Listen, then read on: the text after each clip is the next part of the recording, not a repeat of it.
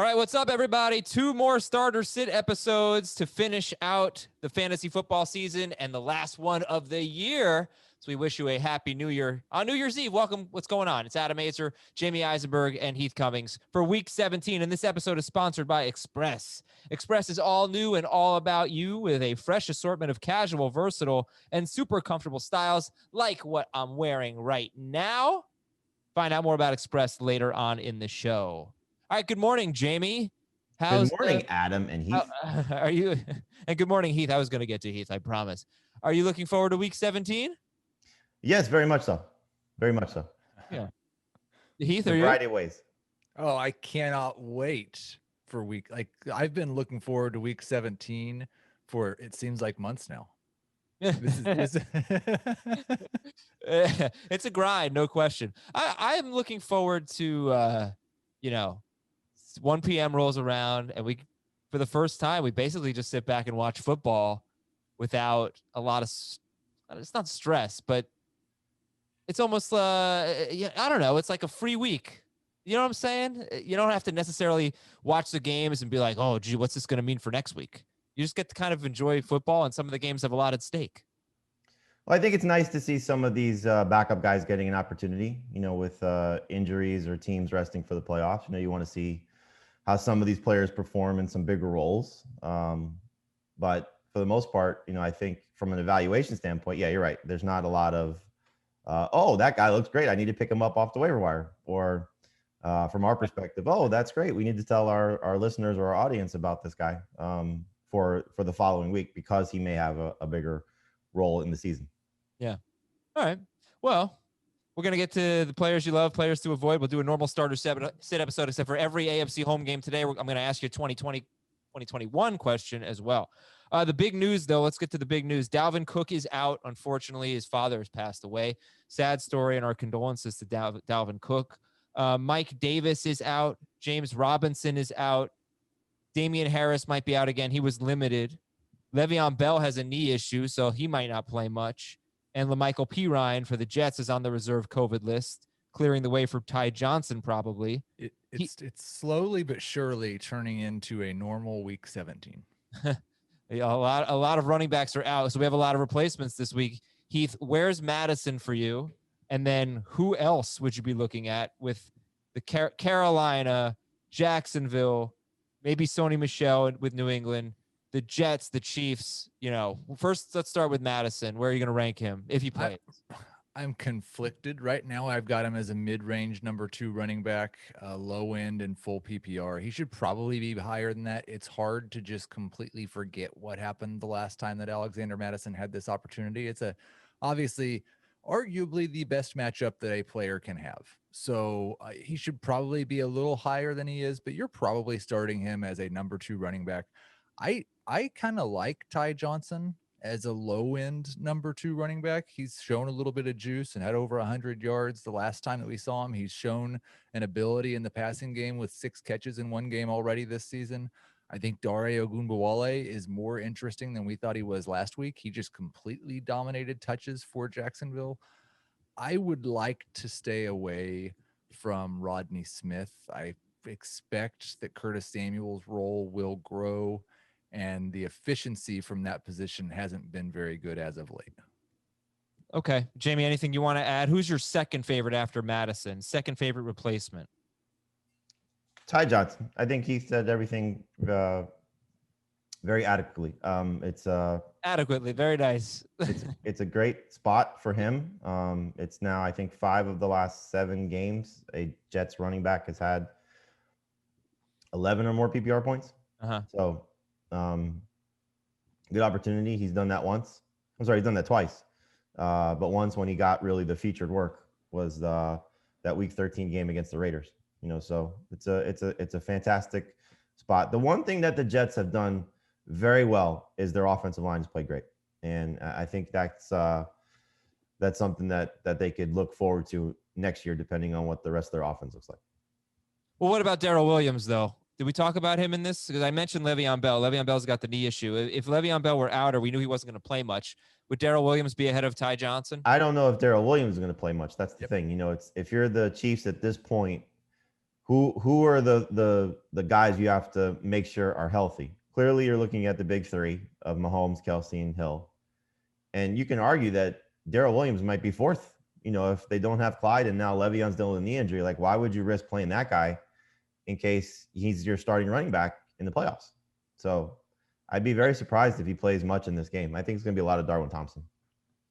Okay, well, we get to preview that game a little bit later.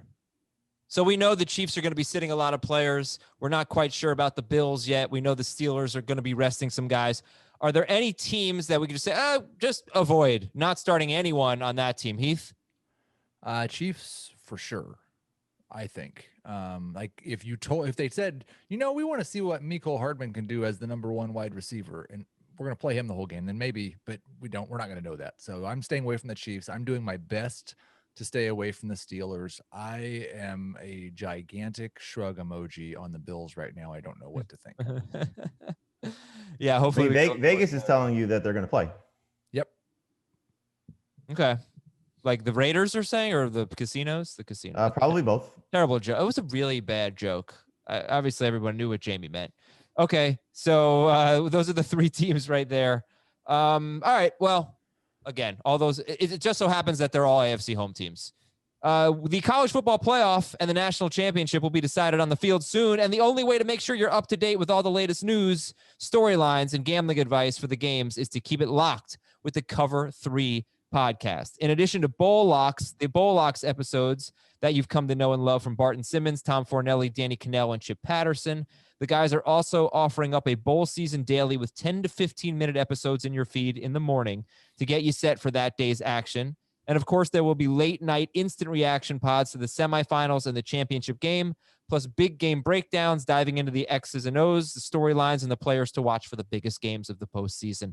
No podcast around provides this many ways to enjoy the college football season. So download the Cover 3 podcast wherever podcasts are found. And I can give you a testimonial. That is a great show. They do an awesome job. And there's just no better way to get into these big games coming up than to listen to the Cover 3 show. Jamie, start of the week. Who we got? Antonio Gibson. Fantastic spot for him in a must-win game for the Washington football team. I did not like the fact that I saw him miss practice on Wednesday, but then I did some research and I saw that Scott Turner, the offensive coordinator, said to the media on Wednesday that the plan was to give him more work in the game last week against Carolina. So they feel he's fine. I'm sure they're just resting him, making sure that toe is okay. And so taking on a Philadelphia defense that seems to be without Fletcher Cox and Derek Barnett, I think that's going to be a great setup for Gibson, who clearly was trending in a monster direction before this toe injury. And if he's 100% in this game, especially with the quarterback situation being what it is for Washington, I love the setup for Gibson to lead them to a potential NFC East champion. All right. Yeah, Gibson is highest for Jamie. He's got him top 8. Dave is the lowest, but still has him in the top 14. So we like Antonio Gibson quite a bit at Philadelphia. Heath, how about you? A player that you really love this week? Curtis Samuel. I tried to start the week getting excited about one of Jamie's guys from the past, Amir Abdullah, but then Alexander Madison ruined that. So now I've got to go with one of Jamie's guys from the past, Curtis Samuel. But he's been really good lately, and I have to think with no Christian McCaffrey, no Mike Davis, he'll get just a little bit more work in the running game. He had 7 carries last week for 52 yards. He also had 5 catches for 106. He has at least 5 catches in 4 of his past 5 games. He's kind of pushed Robbie Anderson into that number 3 in terms of production in the passing game. Anderson's still getting more targets, but I do think there's a chance for Curtis Samuel to be a top 12 wide receiver this week. All right. And how about a player we're avoiding? Heath, I'll get you start. Man, I was like on time and ready to go on the player that I loved because you let Jamie go first. Well, we talked about it. Like, we're avoiding the Chiefs. We're avoiding the Steelers. So let me ask you about that. Are you avoiding the Steelers wide receivers, Deontay Johnson in particular, because you think he might not play that much, or because you think, if they're going to rest anybody, you ought to rest the guy that seemingly gets hurt every single game that he plays in. Like, every game I've watched Deontay Johnson, I saw him limping at some point, but I don't know for sure. Like, he is the highest ranked of the Steelers wide receivers. I've got him as a number 3, but I don't, especially in non-PPR, there's just really not enough upside to risk it. in full PPR, maybe you need to start him as a number 3, but I'm a little worried they don't play. I'm a lot worried about Mason Rudolph. I looked at the 9 games that Juju played with Mason Rudolph last year, and he averaged just over 10 PPR points in those 9 games. So he wasn't a complete disaster, but he wasn't great. Yeah. And their matchup is good enough for sure. Did you look at what Deontay did with Mason Rudolph? I didn't look at Deontay because I did Juju as a sit for start sit. So I didn't look at what Deontay Johnson did. But I would assume, I remember Deontay Johnson closed last year. His last 4 games were good, but the beginning of the season wasn't great. I'm going to guess all their numbers are clearly down, but yeah, I think I'm with you. I would try to avoid the Steelers. One guy that makes me nervous is Robert Woods, just based on the quarterback situation. Okay. With John Walford. He could be great. Woods said that he told the media yesterday that one thing that he likes about Walford is the receivers wanted to get extra reps after practice every day, and Jared Goff was usually doing his whatever he needed to do, and Walford was always ready to throw with them. So there clearly could be a connection there, but the fact that Cooper Kupp is not there is a little bit of a bonus, but Woods also, like the rest of the passing game, has been worse on the road. What if we find out Travis Kelce's going to play? If they say Travis Kelce's going to play, but he's going to be limited or something, would you start him? Because obviously he's just so much better than everyone else at the position.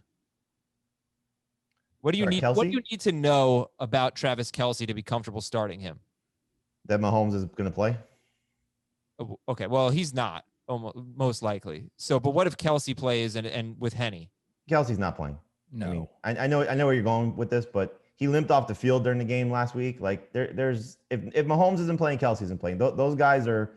I know Mahomes is more valuable because of the position that he plays, but Kelce's 1A.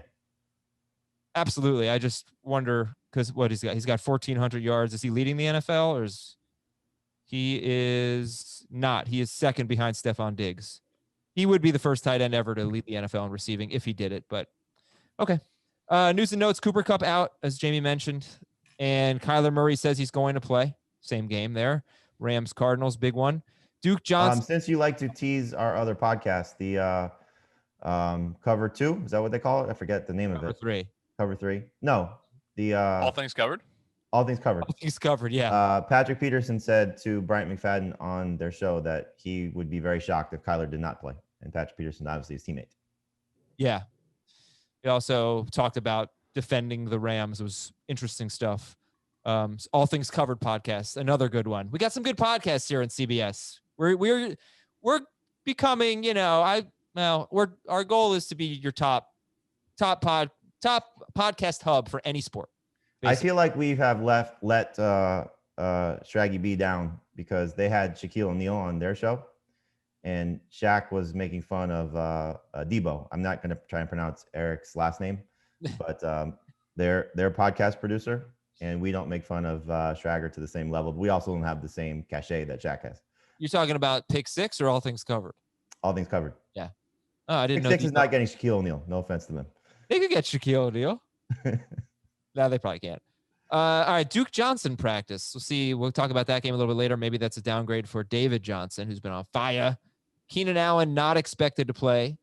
Green Bay signed Damon Harrison, defensive tackle, who in his day was a top run stuffer. We'll see what he has left. He won't be able to play this week. Dallas Goedert missed practice. Heath, I think you have Goddard ranked. Are you going to stop ranking him? Yeah, I probably missed the memo on that one. I do that occasionally, but if no one else is ranking him, I won't be ranking him. Yes, Heath, we're not ranking him. What a we're not ranking Dallas Goedert, huh? Wow. Alex Smith missed practice, but still could play. Terry McLaurin missed practice. He did work on the side. That's maybe encouraging. The Saints are going to be without safety C.J. Gardner-Johnson. I think they are. He's on the reserve COVID list. I'm not sure if that was a positive or not. Robbie Anderson missed practice. Julio Jones missed practice. DJ Chark missed practice. We'll keep an eye on those. Let's do some rankings disputes. You've got 60 seconds. Mitchell Trubisky against Green Bay. Heath, you got him as a start, 12th overall. Jamie, you got him 17th. Dave has him 18th. So it's not a huge difference, but there are some quarterbacks that Heath is sitting for Trubisky. So Heath, you got him borderline starter, 12th overall. Mitchell Trubisky against the Packers. I was really going to complain about doing week 17 rankings disputes, but if we're starting with Mitchell Trubisky, then I'm okay with it. Listen, in the 7 complete games that he has played this year, he has averaged more than 23 fantasy points per game. On a per game basis, that would make him the number 11 quarterback in fantasy this season. It's a must-win game. They are big underdogs. The Packers are going to score a bunch of points, so he's going to be throwing a lot, and he's just mostly been good. I think Mitchell Trubisky is a borderline startable quarterback, and in this type of situation, that makes him especially with the guys we don't have playing, that makes him a starter this week. Your rebuttal, Jamie, and who would you start over him? I think the only thing that's going to save Trubisky is if the Packers start to pull guys, because this defense has absolutely turned the corner since their last time that these two teams met, and Trubisky had 3 turnovers in that game, which still, to his credit, got him to 24 fantasy points. He's the last quarterback to go over 17 fantasy points against Green Bay. I do not believe I'll double check this after we're done talking, but I think that was the last time that they were without their 3 starting cornerbacks. And so their 3 top cornerbacks. I think getting those guys back has turned the corner for them. Their pass rush has certainly improved.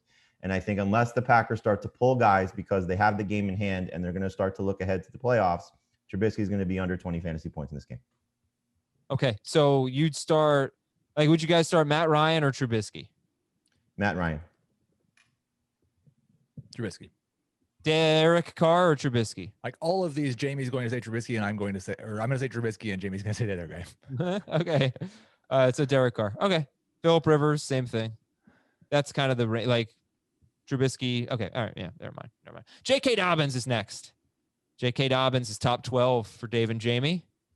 Not in PPR, a little bit lower. And 20th for Heath in non-PPR, 22nd for Heath in PPR. He's got 5 straight games with a touchdown. Jamie's going to make it 6. I think so. I mean, obviously, we've seen this last stretch of games where Mark Ingram hasn't played. You wonder if he's going to come in and play, but the Cincinnati defense is terrible. And so it's a must-win game for the Ravens. They have to get their playoff spot locked up. There's a clip circulating that I saw where John Harbaugh was talking to Dobbins, who fumbled. They didn't lose the ball. And he was like, man, I love you so much. Just make sure you hold on to the ball. He clearly wants to, make sure Dobbins is their lead guy, which he has been. I think he's going to score. I think he's going to be above 70 total yards again. I think it's an easy start this week for him against the Bengals. Heath, you must hate projecting J.K. Dobbins. Well, it's not like I've still got him projected as a starter. It's hard to get excited about a guy that even without Mark Ingram playing doesn't get more than 15 touches in a game. That's what I was saying. It's like you must struggle because he scores a lot, and it's the Ravens. You must hate projecting the Ravens, I guess, because they're so efficient, right? Yeah, I mean, it doesn't really bother me. It kind of stinks if you have J.K. Dobbins, because I think he has top 12 talent, and this is a top 12 situation, but Gus Edwards is going to get 40% of the work. And last week it was Gus Edwards in the passing game, not J.K. Dobbins. Dobbins has caught 1 pass in their past 4 games. He only has 2 targets in that stretch. And he has it's not just that he only gets 15 carries and they shut him off at 15. He had 11 touches last week. He had 11 touches in week 13. He had 13. He has 1 game with 15 touches in the last 4. It's he's a good number 2 running back, but they don't give him enough touches to be a number 1. I think last week he would have gotten more based on how the game was going, but he got hurt in the game. And so they were just being cautious.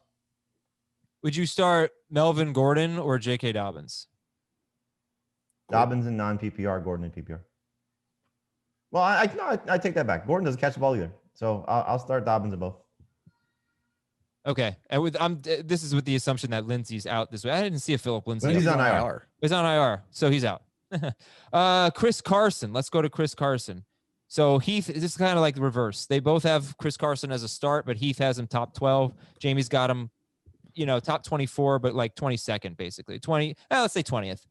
So it's almost the flip of J.K. Dobbins. Heath, this week you like Carson more than Dave or Jamie does.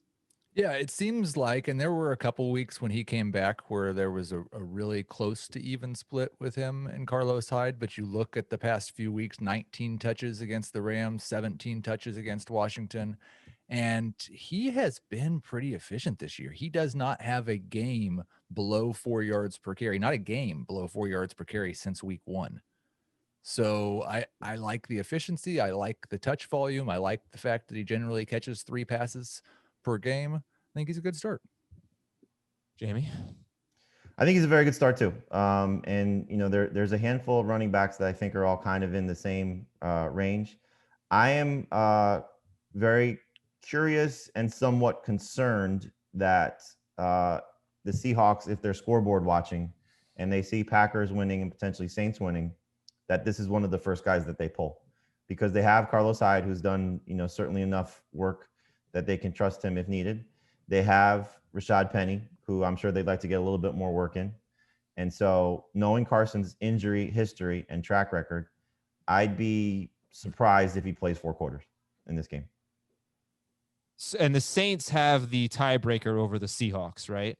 Right. So if the Seahawks and Saints win and the Packers lose, the Seahawks leapfrog the Saints and they get the 1. In a 3-team tie. Yes. In a 3-team tie, because they have an undefeated conference record. Right. But if it's undefeated common opponent record. But if it ends the way that it does now, that it is now, with the Packers ahead and the next 2 teams tied, then it goes to the Saints, right? The Saints are the 2. Saints are the 2. Seahawks are 3. I shouldn't say, I don't know what the common opponent record is between the Seahawks and the Saints, but I do know that if the Packers lose and the other 2 teams win, the Seahawks jump over the Saints because they have a better common opponent record than the Packers. Okay. All right then. But I do think if they see the score, Chris Carson could be one of the guys that comes off the field. And I guess I've won this argument convincingly enough that Heath has left. Heath left? How are we supposed to have a rankings dispute if Heath left? You do Heath. Okay. All right. Next rankings dispute is Jarvis Landry. Jamie, you've got him 15th in non-PPR, 14th in PPR. Heath has him 30th in full PPR, 25th in non-PPR, so actually lower in PPR. And Landry's been catching like 6 passes a game for about 60 yards. He's not getting a ton of yards per catch. He's been scoring lately. They are facing Pittsburgh. You like Landry a lot more than Heath does. Yes, I think this will be the best pass-catching Browns player. I don't think Austin Hooper is going to have a great game. I don't think the other Browns receivers are going to play well. I think a pissed-off Jarvis Landry after what happened to him last week, where he was considered a close contact, is going to come in and he's going to score against Pittsburgh, who may be pulling guys defensively. Yeah, he's a low-end number 2 wide receiver. He hasn't been very, I don't know what to say. Season long. You got to work in the season-long stuff. Season long, he's been pretty bad. So, yeah, last 4 games, he has 8 or more targets in 4 straight. He has 6 or more catches in 4 straight. So it's a pretty good PPR floor. I mean, I'd be pretty surprised if Landry didn't have double-digit PPR points. Not a lot of yards. The Steelers aren't really great against wide receivers, but they're good.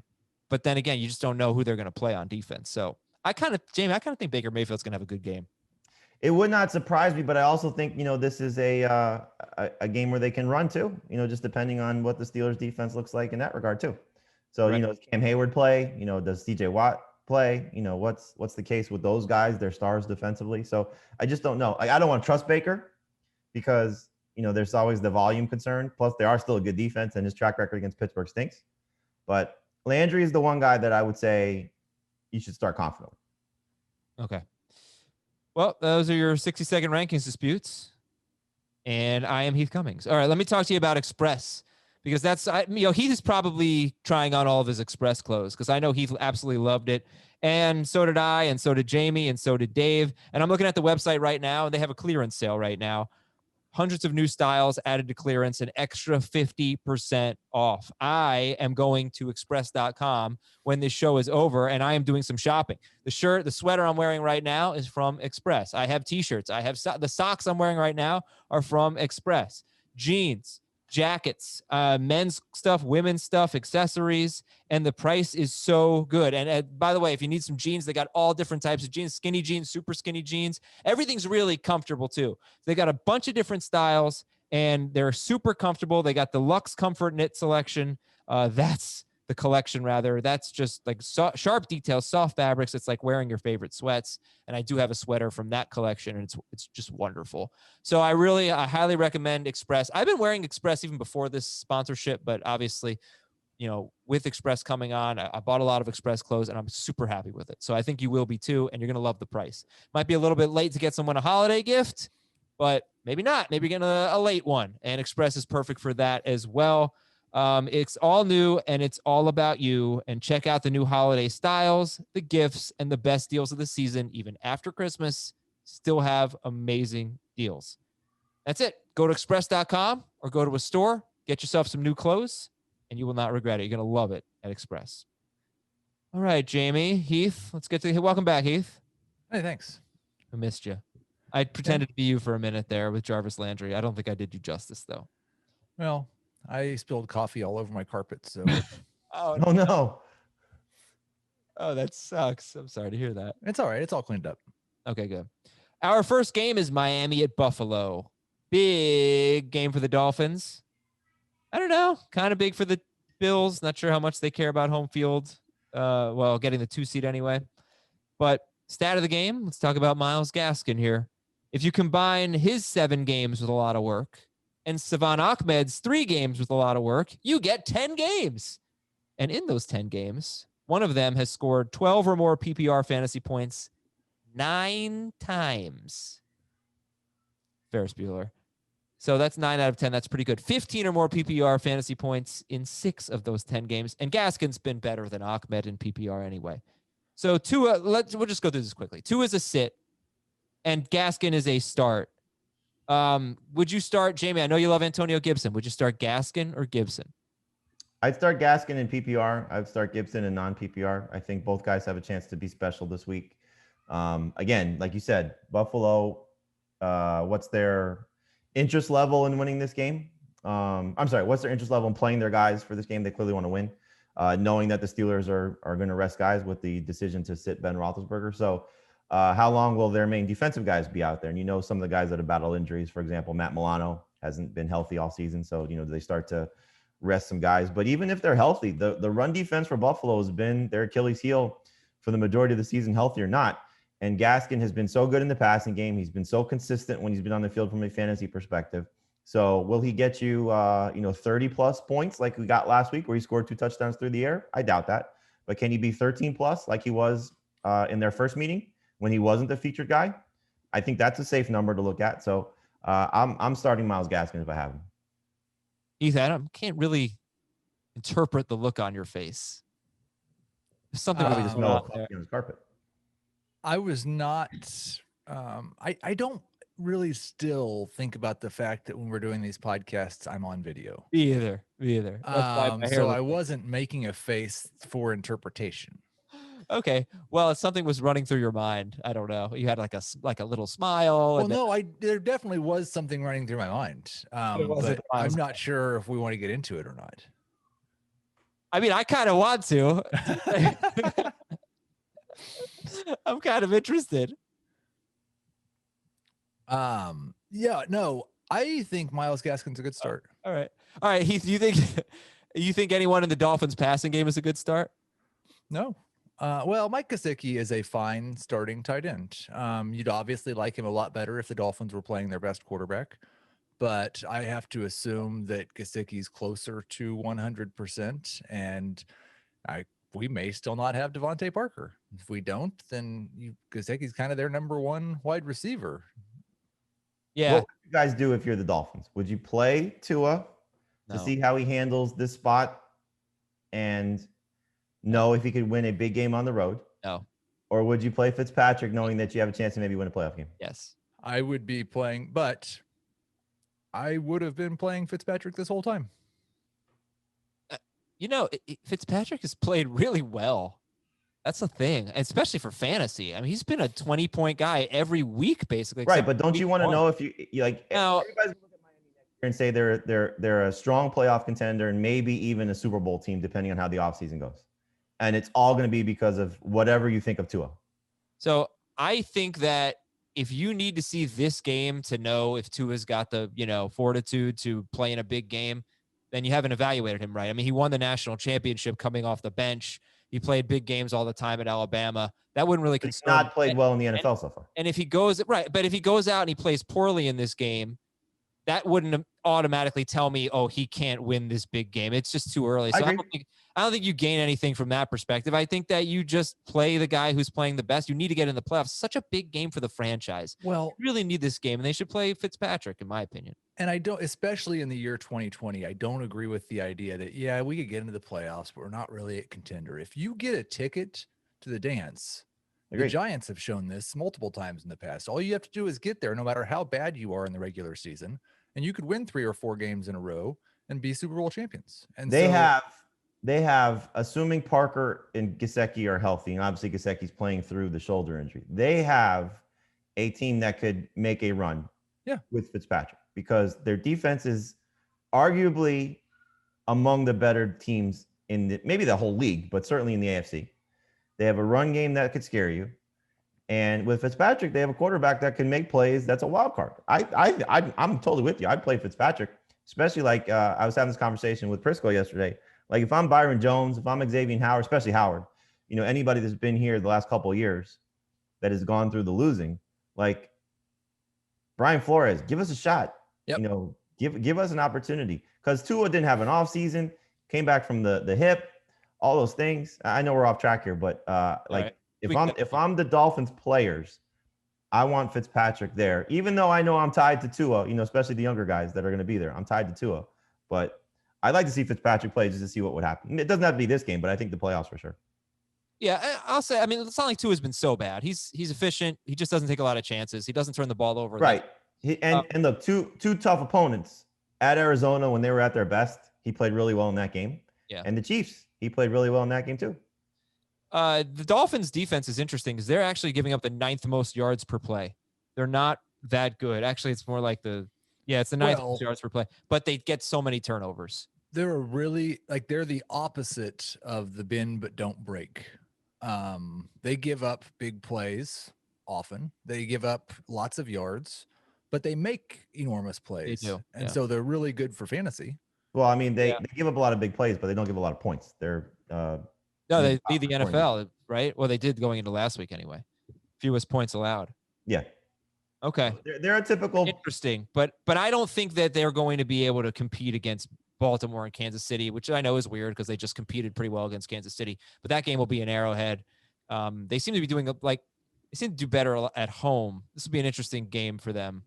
Well, I mean, again, you say compete. That's what Fitzpatrick changes for you. Like he's the type of guy that can win a game. He could lose a game, but he can certainly win a game. Yeah. Okay. Back to this game here. If Devontae Parker plays, where do you anticipate ranking him? 30. Number 3 wide receiver. Okay.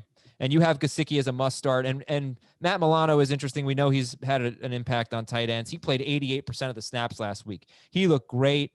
I don't know how much he covered tight ends against the Patriots, but he was flying around making some plays. Jamie already mentioned he's been banged up all year. They may not play him a lot, so that could affect Gesicki. I actually have Gesicki ranked as if Fitzpatrick is going to play. As if Ryan Fitzpatrick is going. Well, he is going to play, just at least not until the third quarter. That's the point, that he's going to come in at some point and play in this game.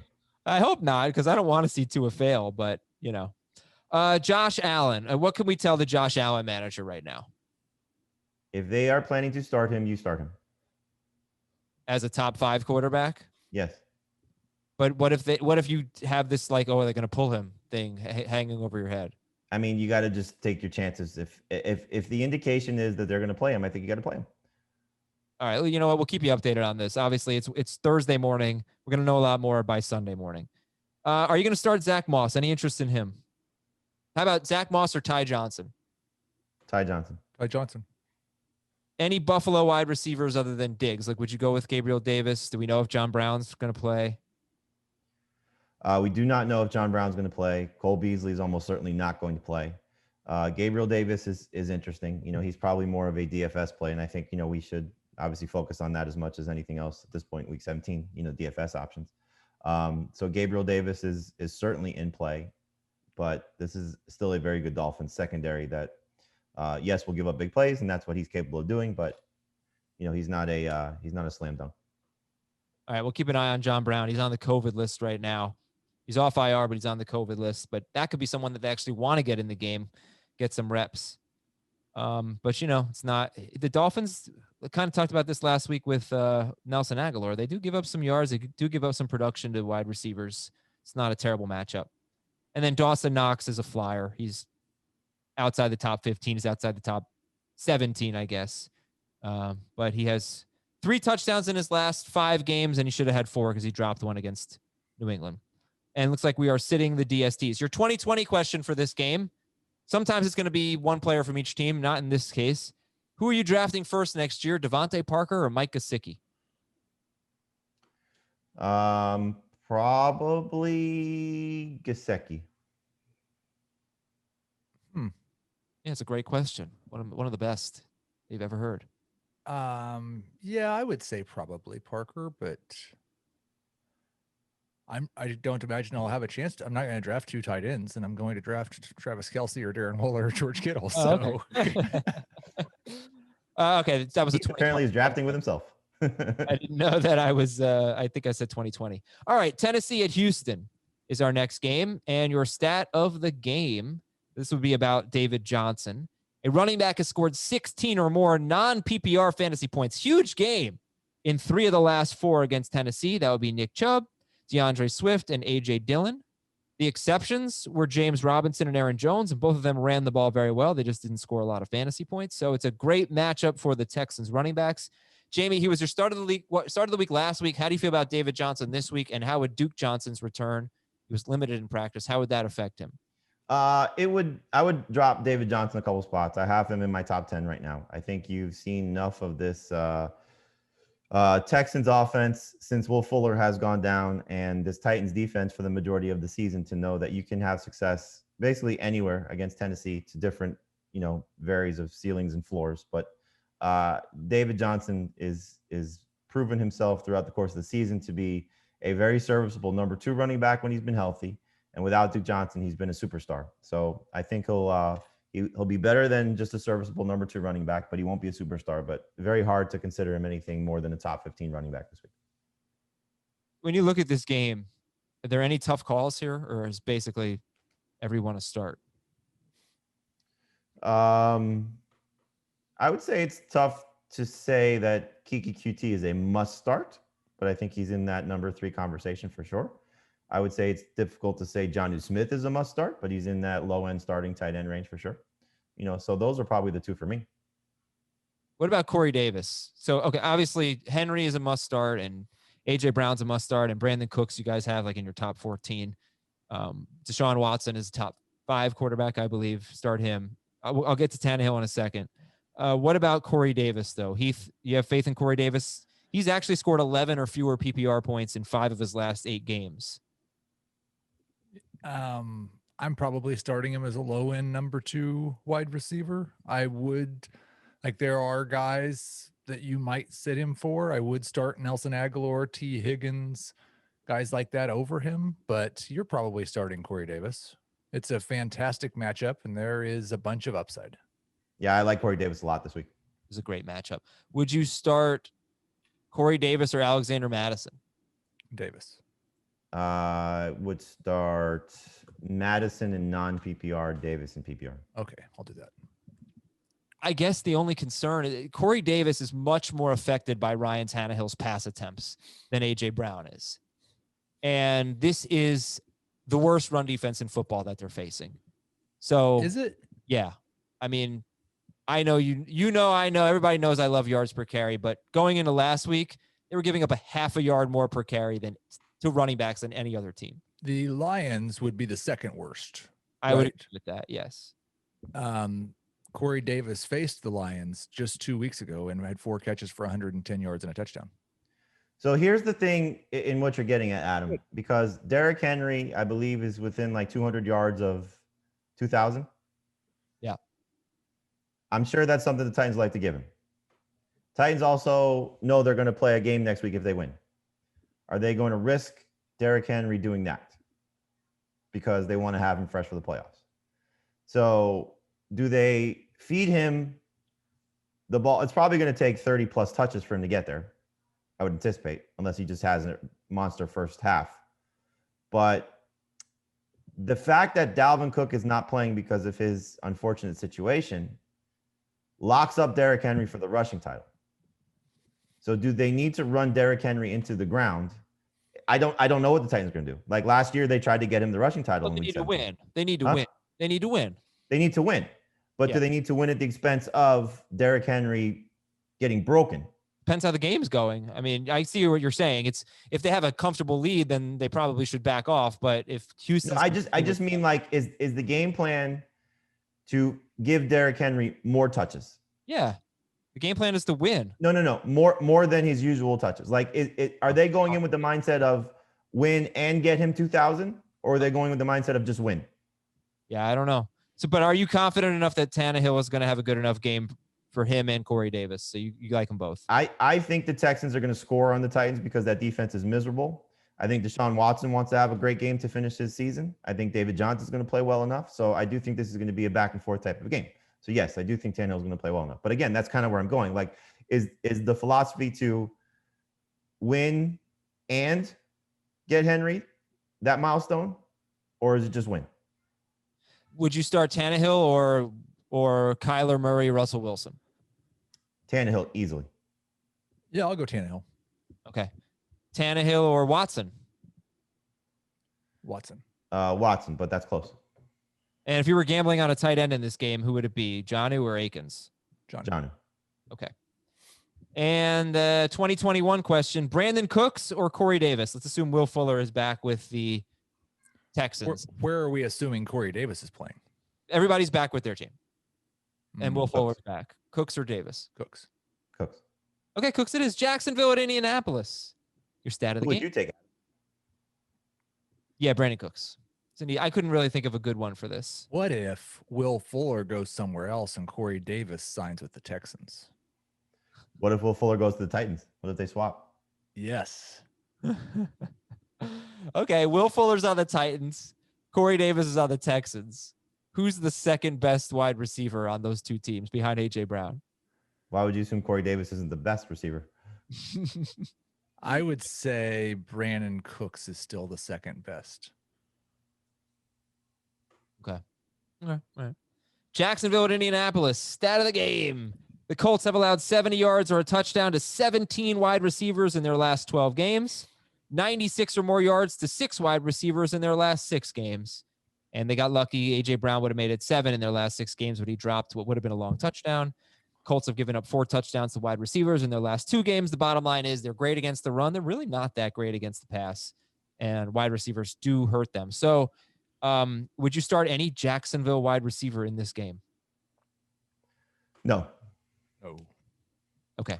How about Dare Gumbawale? What are you doing with him? He's a desperation flex. Heath, I like him as more of a high-end flex. All right. Would you start Dare Gumbawale or DJ Chark? I would start Dare. Non-PPR, Chark and PPR. All right. And Phillip, how about the Colts? Jonathan Taylor's a must start. Is T.Y. Hilton a must start? Absolutely. Okay. Yeah, he's top 17 for everybody in both formats. Phillip Rivers. Did I ask this one earlier? Phillip Rivers or Mitchell Trubisky? You did. And you You did. And you assumed the answer for both of us. Yeah, so he said Trubisky. Jamie said Rivers. Yeah, Rivers wasn't good last week against the Steelers, but nobody is. But he was like 21 or more points 4 straight games before that. Does he just have that good 21-ish game, or does he have a big game here, Jamie? I think he has a good 21-ish point game, maybe 23 points, 24 points for his ceiling. You know, they do the stupid thing that coaches do it from time to time when they get inside the 5, they bring in Jacoby Brissett. So there's always the potential of him doing something to ruin Phillip Rivers. There's also the concern that they're going to run all over the Jaguars. And does Rivers throw enough? But again, they need to win to get in the playoffs. They need some help. There is obviously a chance that this is Rivers' last game in the NFL. If he decides to retire after this and the Colts don't make the playoffs. He's also playing his last game under contract with the Colts in this game from a regular season standpoint. So I would imagine Rivers wants to go out his way to whatever capacity that is, throwing the ball. So I'm very comfortable with Phillip Rivers as a starting quarterback this week. It's also T.Y. Hilton's last game under contract with the Colts, right? I think you're right. Yes. Interesting. And 9 straight quarterbacks have scored 20 or more fantasy points against Jacksonville. So you figure he's got a really good floor and is a safe start. Of course, there's nothing you can take for granted here. And this is a 425 game. And so is the Tennessee game. So the division will be on the line, but they'll already know by the time they kick off if the Dolphins have lost, if the Ravens have lost. Spoiler, they didn't. If the Browns have lost. You say that, but the Bengals beat the Steelers a couple weeks ago. I know they're not beating the Ravens. There's no way. Sure as I am that the Jaguars could never beat the Colts. The Jets have won 2 in a row. Adam, we know nothing. There's no way the Ravens, who are going to win the Super Bowl, by the way, there's no way the Ravens are losing to the Bengals. I think it's more likely the Bengals beat the Ravens than the Ravens win the Super Bowl. I would agree. I don't really think the Ravens are going to win the Super Bowl. I was just saying that to be fun, but I disagree. I do think it's more likely that they win the Super Bowl. Who are you scared of right now, Heath? Who's the team you don't want the Chiefs to face? The Packers in the AFC. It's got to be Buffalo. It's got to be Buffalo. Okay. By the way, Zach Pascal or DJ Chark? I would still take Chark's upside, but Pascal's very close. Yeah, I'd take Chark. Colts DST's top 5. 2021 question. Who do you think you're drafting first? DJ Chark or Trevor Lawrence? Chark. Oh my God. I'm so excited about the Jaguars receivers next year. Who are you drafting first? Joe Burrow, if he's ready for week 1, or Trevor Lawrence? Joe Burrow, but that's going to be close. Yeah. Will either of those guys be in the top 12? I have Burrow in my top 12 right now. Yes. Oh, interesting. Okay. Pittsburgh's at Cleveland. Stat of the game. Cleveland was really bad against wide receivers. In their last 5 games, they gave up 96 yards and a touchdown to Colin Johnson, 74 yards to Darius Slayton, 92 yards and a touchdown to Jamison Crowder. None of them had good quarterbacks. So you don't want to just immediately eliminate the Steelers guys. But we did talk about this earlier. It's not just the quarterback, it's the playing time that we're worried about. So if we're going to approach this as all Steelers are basically sits, does that include James Conner, by the way? Oh, yeah. Yeah, I mean, he hasn't been good healthy. He had a great game last week because he caught the ball finally. How about Eric Ebron? That might be a tougher one. Nope. They're all kind of the same. I mean, we don't know what they're going to do with those guys. Heath, what about Juju Smith? Nope. Okay. I just pulled it up. Mason Rudolph threw 283 passes last year. 48 of them went to Deontay Johnson. For 46 to Juju, 42 to James Washington, 43 to Jalen Samuels, and 35 to Vance McDonald. Okay, ready? Here's my bold prediction. Juju, Deontay, and James Washington were all within 48 yards of each other. Okay, ready? Here's my bold prediction. Okay. James Washington, 100 yards, 2 touchdowns, DFS bonanza. How many times does Myles Garrett hit Mason Rudolph? Oh, I don't even. Ugly. I'm going to go with 4. Hit him with what, though? Should double team hit him with. Jeez. All right. So then for Cleveland, what are your thoughts on Baker Mayfield? There has not been a quarterback that scored more than 22 points against Pittsburgh all year, 6-point per passing touchdown leagues. That includes Mayfield, Watson, Tannehill, Lamar Jackson, Josh Allen, Phillip Rivers. None of them scored more than 22 points. But, it could be a little different defensively. Heath, what do you think about Mayfield this week? I don't really want to, because if Pittsburgh does rest everyone and play awful and just let the Browns into the playoffs, then the Browns will be free to do what they want to do, which is run the ball 750 times. So I think Mayfield's a fine number 2 quarterback. I would start him over someone like Tua, but he's not a top 15 guy for me. I prefer Trubisky. I prefer Rivers. I prefer Carr and Ryan and Dalton. Do you think that, should we even talk about this? Right now, if the playoffs started today, Pittsburgh would play Baltimore in round 1. Baltimore is the 6. They don't want to play Baltimore. Hell, who wants to play Baltimore? Definitely not. But the thing is, you don't have any idea if you're Pittsburgh or Buffalo how those bottom 3 seeds are going to play out. Right, but if you're Or- looking at it from like how it could unfold, Buffalo beats Miami, knocks them out, and then the other 3 teams get in. Yeah, and then Baltimore would be the 5. I'm pretty Right, and then you're Pittsburgh, you avoid them. Yeah, that'd be better. Right. So you want the 3 seed, you're saying? Well, the 2 seed will work too, though. I don't think, but so the bottom, I guess what I'm saying is this: Baltimore, unless they lose, they're not going to be the 7 seed. So it really does behoove you to be the 2 seed. If you're trying to avoid Baltimore, which you should get the 2 seed. But if you knock Cleveland out, then you get the Colts as the 2 seed, right? Unless they win the division, then you might get Miami. Because If you're Pittsburgh, you want to see Miami, Indianapolis, or Cleveland. You do not want to see Baltimore. you don't want to, and nobody wants to see Baltimore right now. So the 2 And seed. so if you're assuming Baltimore wins, yeah, the 2 seed will guarantee you that you won't see Baltimore, and if Baltimore wins, which we expect they will, the 3 seed will not guarantee you that. but it seems likely though. I feel like in all likelihood, Baltimore is going to end up as the 5 seed. Right. Most likely Baltimore is playing the Titans. Yeah, probably. Oh wow, rematch. Oh yeah. Right. That's right. It's gonna be fun. AFC playoffs are gonna be great. All right. 2021 question. Oh, I'm sorry. Heath, why don't you weigh in on Jarvis Landry? I tried to do that as you earlier. It didn't work so well. Basically kind of the same thing that I said about Baker Mayfield. I think it's a bad matchup unless they're resting everyone. And if they're resting everyone, then it's probably a run game for the Browns. He's a fine number 3. What about Rashard Higgins, guys? How do you feel about him? Worse than I do about Jarvis Landry. Yes. More yards than Landry, 3 straight. Landry's a must-start wide receiver, and Higgins is a number 3 receiver. Okay. And Austin Hooper, starter sit. I would sit him if you can. Borderline low end, but don't want to. But I'd start him over Ebron. Which DST do you like better? Still the Steelers. Because at this point, we're expecting them to play their guys. Okay. Heath? Yeah, I guess so. Okay. 2021 question. Chase No, I Claypool, want the Browns. They get Mason Rudolph. Chase Claypool or Odell Beckham?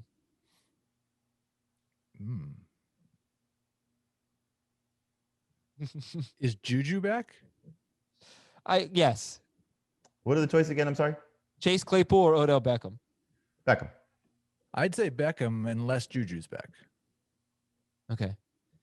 Chargers. Just remember, Ben had a good half last week. He was not good for about a month, and he's coming back next year, a year older.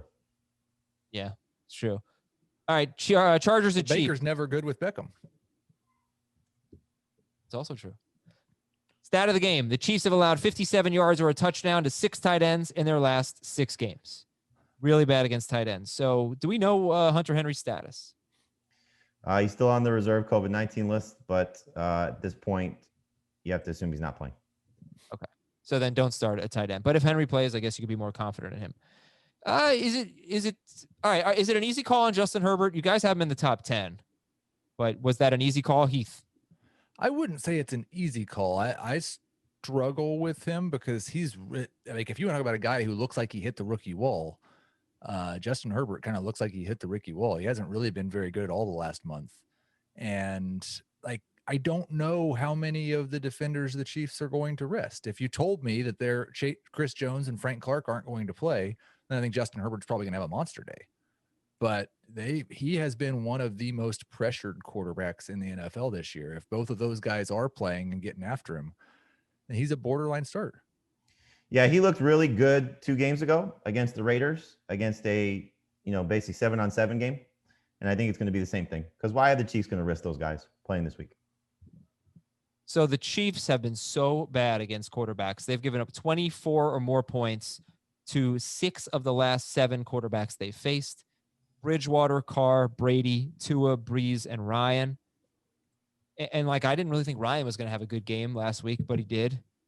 So, yeah, I mean, that could be optimistic for you for Herbert. So you guys would start Herbert over, like, say, Phillip Rivers? Yeah. I would, yes. Okay. I love Mitchell Trubisky, and I would start him over Mitchell Trubisky. How about Jalen Hurts or Justin Herbert? Hurts. Hurts. Start Austin Eckler. Do you want to start? Let's assume Keenan Allen doesn't play. Do you want to start any Chargers wide receiver? Yeah, Mike Williams. 10 targets last week. That was good, but hasn't been that productive lately. Have we had the team name Hurts so good? No. I like that one. I'm going to use that next year. I think that's my favorite John Mellencamp song. No. Jack and Diane? No. Classic. All right, what do you got? I'm really bad with song names. But the name of the song is Little Pink Houses, right? No. Yes. Pink Houses, I think it's called. Yeah, that's my favorite. Okay. Is it Pink Houses or Little Pink Houses? This has to be determined. It is Pink Houses. Pink Houses. Okay. Yeah, it's a great one too. What about Small Town? Because I actually know this conversation. Small Town. Do you count the amount of times he says Small Town in the song Small Town? Do you know? Would you believe that I've seen John Mellencamp in concert 3 different times? No. Really? He is friends and partners with Willie Nelson and Dave Matthews and Neil Young in the Farm Aid project. And they have a concert every year. And I've been to it 3 times, and he's one of the performers. Hey, Ben, I'm gonna give you a homework assignment right now. Can you look up the lyrics to Small Town and look up how many times he says the word Small Town? The word Small Town. I'm gonna guess it's more than 15 times. Can you do that for me? When Ben gave up his baseball career to come work at CBS, his goal was always to look up song lyrics for John Mellencamp. Right, let's do some Mike Williams ors. Mike Williams or Deontay Johnson? Williams. What? Who are Deontay Johnson? Mike Williams or Deontay Johnson? Mike Williams. Michael Gallup or Mike Williams? Michael Gallup. Williams. Dare Gumbawale or Mike Williams? Williams. Williams. Madison or Williams? Madison. Okay. Madison and non-Williams and PPR. And any interest in Tyron Johnson or Jalen Guyton? DFS for sure. DFS only. Who do you like better? Guyton. Ninja Guyton. Doesn't it seem like the Chargers like Guyton better? Yeah, it seemed that way. Okay, so if there was one Chiefs player you're going to take a gamble on, who would it be? Mecole Hardman or Darwin Thompson. All right. They're annoying. They're not playing anyone. We don't know who they're playing, so tough to preview. 2021 question. I have one more start-sit question. Okay. For this game. 2 QB league, Chad Henne or Tua? Henne. Yeah, me too. Yeah. 2021 question. Tyreek Hill or Austin? What's their tie-in? Chad Henne or Tua? Dolphins? Both thought to be the heir apparent to Dan Marino still. There you go. Tyreek Hill or Austin Eckler? For 2021? Uh-huh. They're both first rounders for me, but I think Tyreek. I think Tyreek is going to be the second wide receiver and only the second wide receiver drafted in the first round in 2021. Yeah, but Eckler's going to be a first round pick in PPR, I think. I do, but I think you'll see Tyreek somewhere in that 6 to 9 range, and I think Eckler's going to be somewhere 10 to 12. That's basically where I've got him. All right, which number is higher? Austin Eckler points per game next year, or small town mentions in small town? PPR? PPR. Small town. I'll take Eckler. I'd go, I'm trying to think like probably 18 points per game for Eckler. I think it's over 18. I'm going to go small town. I'm going to take Eckler. I think it's under 18. Heath, that was a good projection. It is 18 mentions of small town. Push. Ridiculous. Is that your favorite John Cougar Mellencamp song, Ben? Oh, for sure. Really? Okay. Man, not mine, but all right. All right, Ben. That's fine. We'll teach you a little bit about music. During this commercial break, we will educate Shraggy B on some good music. We'll be right back and get to Las Vegas and Denver after this. All right, Las Vegas and Denver. Maybe a sneaky bonanza. Sneaky, could be a high-scoring game here. In weeks 8 and 9, Denver allowed 5 touchdowns to wide receivers. In their last 7 games, they've allowed 2 to Devontae Parker and Jake Kumaro. So how about that? How about that, Mr. Nelson Aguilar fan, Heath Cummings? Start or sit? I'm starting Nelson Aguilar. How could I not? Yeah, probably not. Probably not a way to get away from him. One thing about Aguilar that I noticed, and I want to ask Heath this because I saw what's the temperature for Derek Carr? The temperature is below 50 degrees. It's 49 degrees expected. Oh, I will have to expected temperature in reevaluate. Denver. Oh man, that makes it more difficult. Aguilar me is see, more I of saw a this boom bust yesterday. number Let 2 me check. now. Look at Adam. Look at Nelson Aguilar's indoor-outdoor splits. Oh, I didn't notice this. Is this a thing? How many indoor? Well, I was curious because of it seems like a lot of his big games have come at home, and Miami home big game, Colts home big game, Chiefs home big game. At Chargers, he scored, but it's so weird because it's like a lot of his production obviously has come the last month, last 6 weeks. Yeah, in indoors or at home. that's a good point. He hasn't really had a lot of good road games, but it's been, all right. I mean, I could buy that. He was indoors at Atlanta. He had 5 for 54 on 6 targets. Fairly efficient.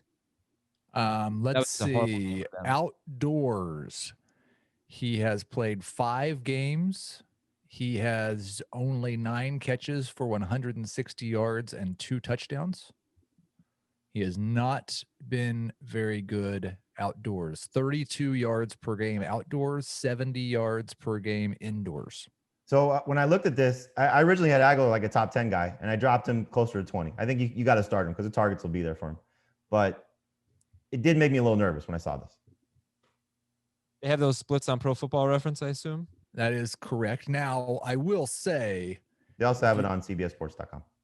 Oh, if cool. You look at his outdoor games, the vast majority of them came early in the year when he wasn't playing near as much. Right. It like I said, it's a very skewed scenario because the targets have been massively increased in the last 6 weeks.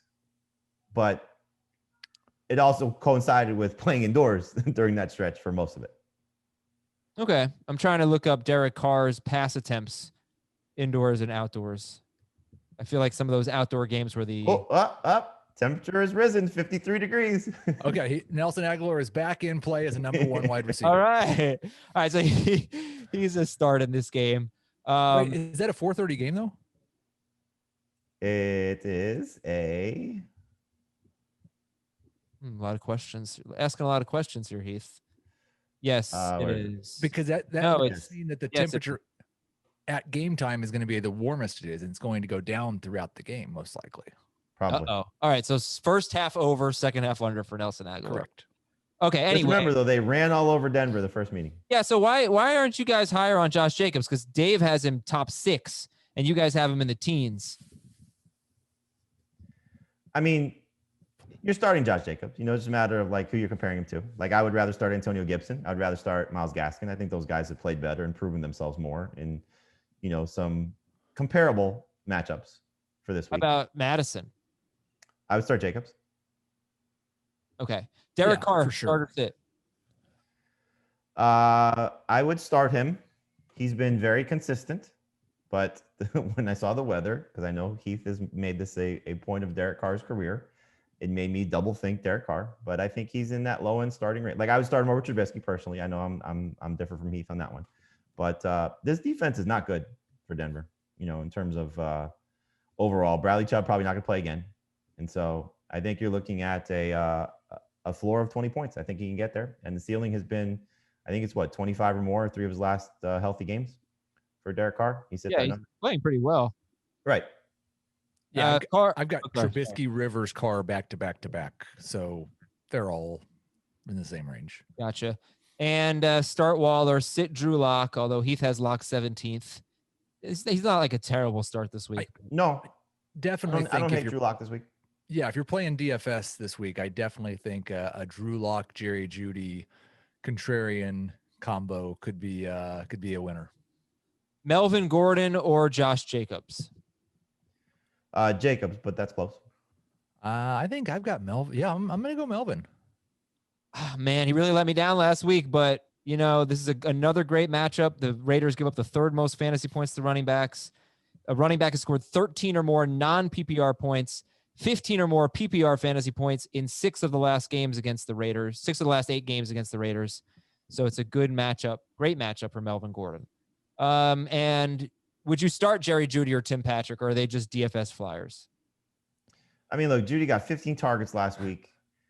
They are clearly trying to give him some positive feelings going into the offseason. I would imagine they're probably going to give him somewhere in the neighborhood of 8+ targets. Again, he had 8 targets against them in the first matchup. So it's such a good opportunity for him to go out on a high note. So I would prefer to just use him in DFS, but he's in the conversation if you're scrambling in a deeper league, if you play in week 17.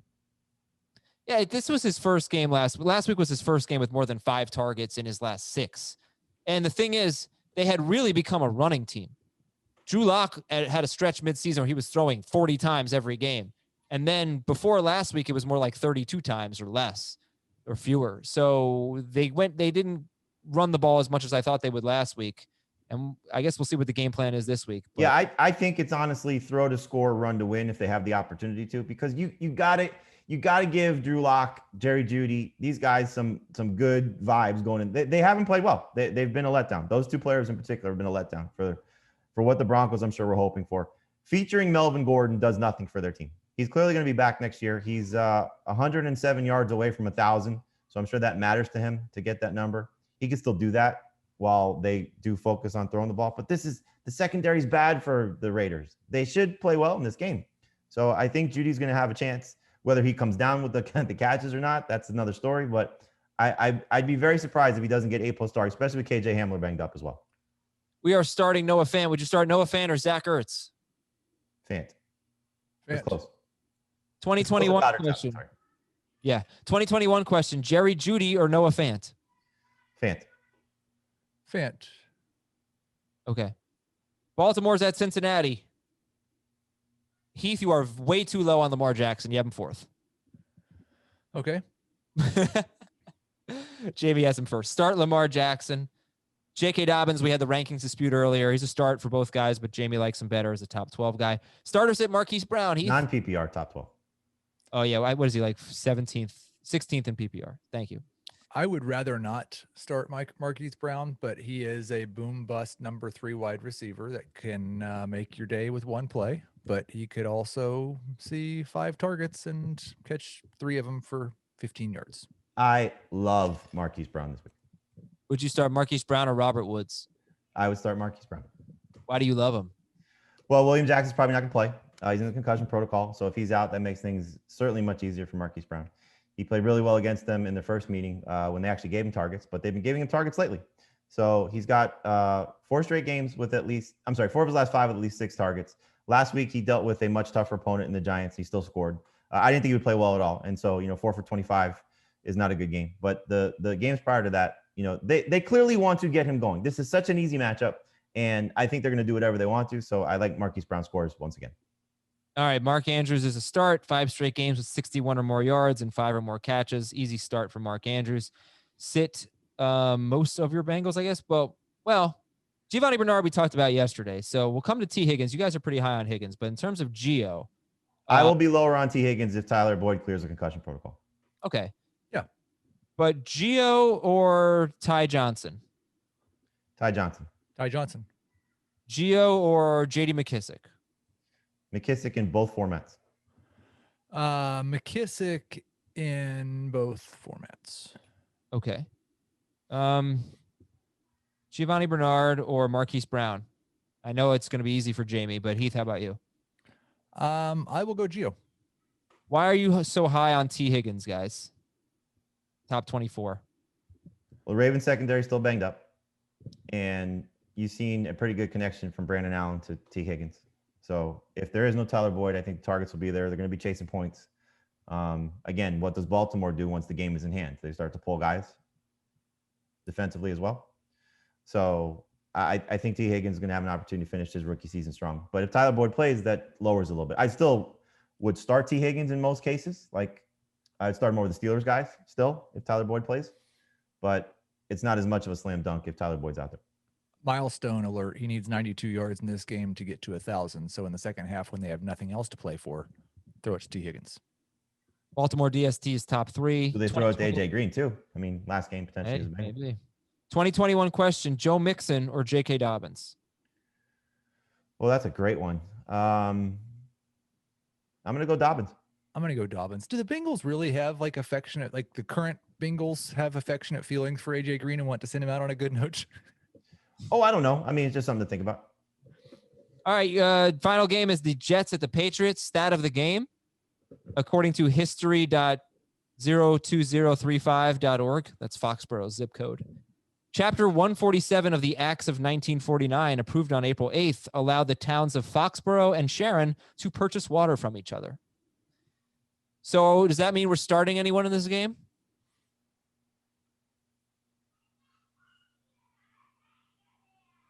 That's how I feel about this game. I mean, I couldn't find anything interesting. So Ty Johnson, Jacoby, Jamison Crowder. I would rank them Crowder, Johnson, Jacoby Myers as my 3 potential starts. Yeah, I'd go Johnson, Crowder, Myers.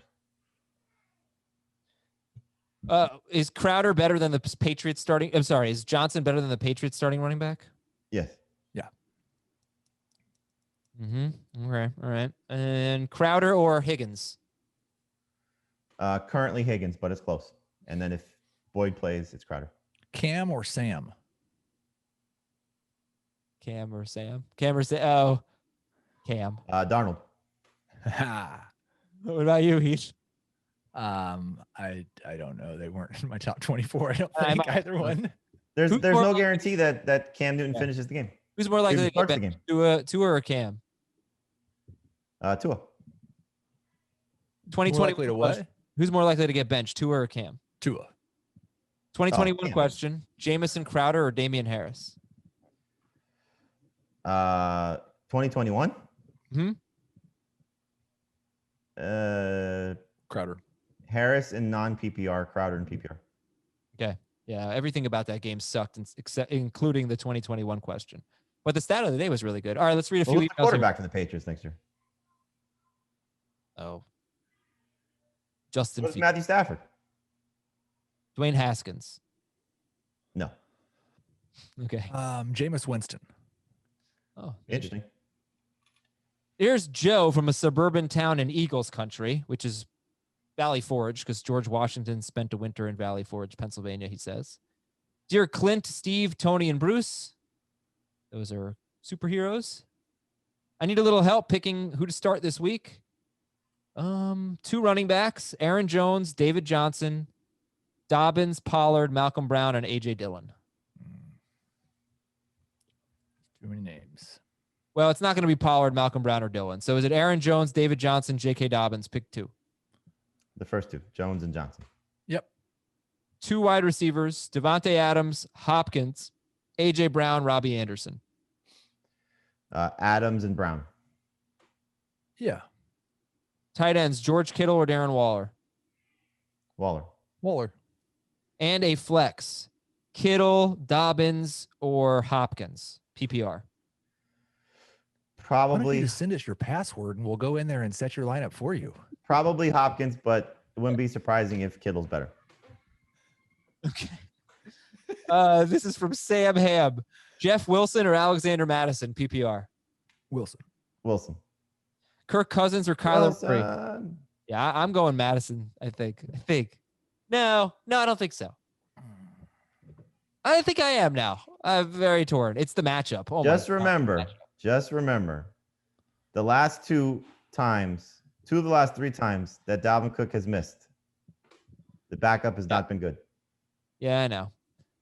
Kirk Cousins or Kyler Murray? 4-point per passing touchdown league. Cousins. Kyler. From Chris Fair, I'm up by 7 in my 2-week playoff. I'm playing my best friend who I want to crush. He has Rodgers, Aaron Jones, and Derrick Henry. I scooped up Kittle. We have no IR. I'm down so many players and I need advice. Please and thank you. Okay. I don't know what the question is. So that's all I got from the email. Maybe desperation plays, I guess. Let me go back and check the actual email. While I do that, I would say if Madison's available, go get him. If Ty Johnson's available, go get him. If you're completely stuck, look at Rodney Smith. Look at Dario Gumbawale. You know, if you have to just plug and play guys. A.J. Dillon, I think, is going to get some run, even with Jamal Williams back. I think he forgot to attach his lineup. I think that's what happened. Yeah. Because he says, please help me. I need the best lineup. But Yeah, I'm sorry, Chris. So can't answer your question. Last one here, but good stuff, Jamie. Thank you. Is that Chris's fault for not attaching his lineup, or your fault for reading the question without seeing that he didn't attach his lineup? Maybe he just gave us his password, so we can go set his lineup. All right, from Dozier. Dear Baby O, Johnny 23, Diamond Dog, and Cyrus the Virus. The only one I know is bad guys from Con Air. I'm thinking it's more John Malkovich guys, because I know Con Air and I know Cyrus the Virus. I don't know the other guys. What are the other names? Baby O, Johnny 23, and Diamond Dog. I think Diamond Dog was one of the bad guys too, right? All right. Well, obviously this is going to need a Google here. Yeah. Yeah, they're all Con Air. No. Yeah, they're all Con Air. Who really? All right, good job, Jamie. Drew Lock or Alex Smith? Drew Lock has a higher ceiling. Lock it up. Pick 2. Jeff Wilson, Melvin Gordon, Miles Sanders, David Montgomery, J.K. Dobbins. What's the format? I don't know. David Montgomery is definitely right. I would go Montgomery and Dobbins and non-PPR. Wilson, Gordon, Sanders, Dobbins. Yeah, pick one. I would go Montgomery and Wilson in PPR. I'd go Montgomery and Wilson both. And pick I'll go Montgomery and Wilson both too. Pick 2 wide receivers: Amari Cooper, Sterling Shepard, Robert Woods, Nelson Aguilar, T.Y. Hilton.